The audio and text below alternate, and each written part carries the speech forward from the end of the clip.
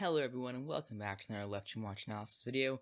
Today I'll be discussing the 2021 Texas 6th District special election. So briefly to lay out the video, I'll be actually making a quick announcement, but please bear with me, it will be very quick, I promise. And then I'll be discussing the election, the candidates, and my personal prediction. So here for the quick announcement, I will be doing a live stream tomorrow on May 1st at 7 p.m. Central Time with politics gaming, Gen Z Patriot, and American Predictions. If you know them, or even if you don't, they're both all good YouTubers. As you can see, I got a special place on the thumbnail, so that's great. We'll be discussing the Texas 6th election and a few local elections happening in the area. So as you can see, I put plenty in the chat, so please contribute very wise words such as POG in the chat, like I did. But anyway, that concludes my announcement, and let's move on to the special election. So, in early 2021, I believe, Texas Representative Seth Wright unfortunately died of COVID-19, and that left his seat vacant. As you can see, it is the seat in yellow right there. He represents essentially a mix of suburban and rural counties. So he represents part of Tarrant County, which is next to Dallas, near Fort Worth, very suburban, and it's essentially, I would say, shifting to the left, not nearly as fast as some other counties, but he also represents Ellis County and Navarro counties. These are two rural counties that went by large margins to Donald Trump.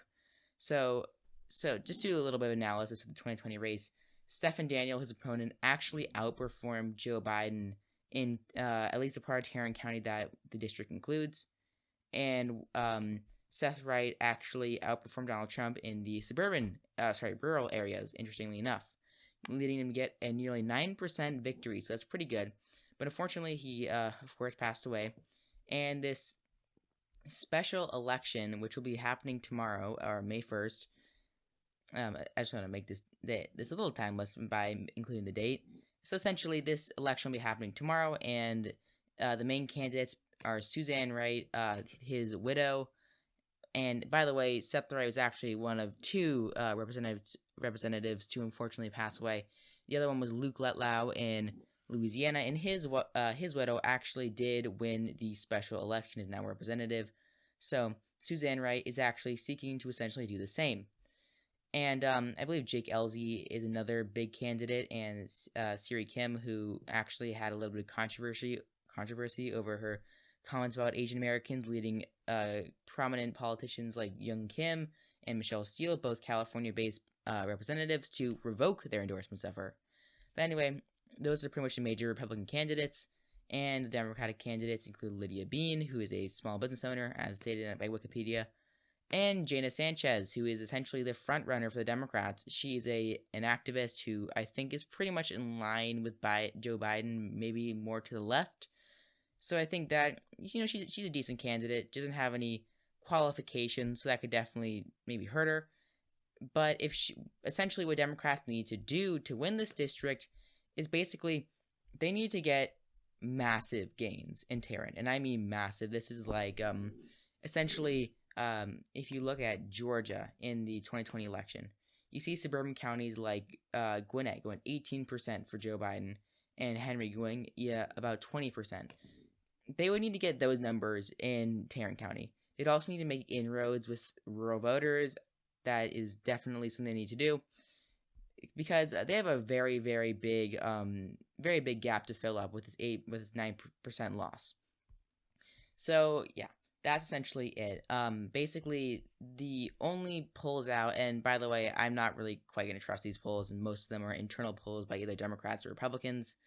So I'm not really going to trust these, but the only indication we can gain from these is that Suzanne Wright is a front runner for the Republicans, and Jana Sanchez is a front runner for the Democrats, barring any last minute major shifts. And looks like Jake Ellzey is actually doing decently well, so I think Jana Sanchez and Suzanne Wright are most likely to win the seat. So what does appear likely actually is a runoff, since there are so many candidates. It's essentially an open primary.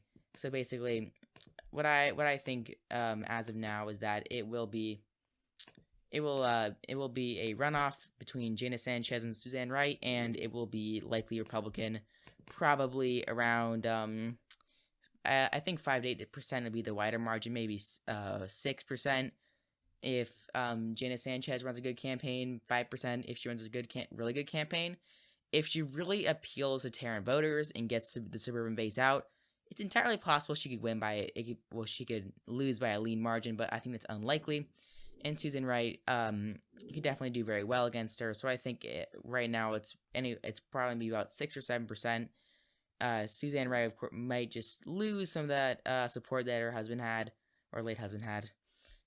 But, that of course that'd be problematic for her. But in the end, she would still win and become the next representative.